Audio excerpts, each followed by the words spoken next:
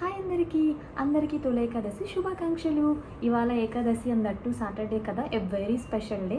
అందుకైతే నేను మా ఏరియాలో ఉండే శ్రీ కళ్యాణ పద్మావతి వెంకటేశ్వర స్వామి టెంపుల్కి అయితే వెళ్తున్నాను. మీరు కూడా నాతో పాటు వచ్చేసేయండి, కలిసి అయితే దర్శనం చేసుకుందాం. ఈ ఫెస్టివల్ స్టోరీ అందరికీ తెలిసే ఉంటుంది, తెలియని వాళ్ళ కోసం ఇది. ఎవ్రీ ఇయర్ ఆషాఢ మాసంలో వచ్చే శుక్లపక్ష ఏకాదశిని తొలి ఏకాదశి అంటారు. దీన్ని శయన ఏకాదశి అని కూడా పిలుస్తారు. ఈ రోజునైతే సాక్షాత్ శ్రీ మహావిష్ణువు పాల సముద్రంలో ఆదిశేషునిపై యోగ నిద్రలోకి ప్రవేశిస్తారు. ఇది 4 నెలల పాటు అయితే ఉంటుంది. ఈ 4 నెలల కాలాన్నే మనం చతుర్యమాసం అని కూడా అంటాము. సో ఇదే స్మాల్ స్టోరీ. క్రౌడ్ అయితే ఇవాళ చాలా ఎక్కువగా ఉంది. చూద్దాం మనకైతే దర్శనం ఎలా జరుగుతుందో.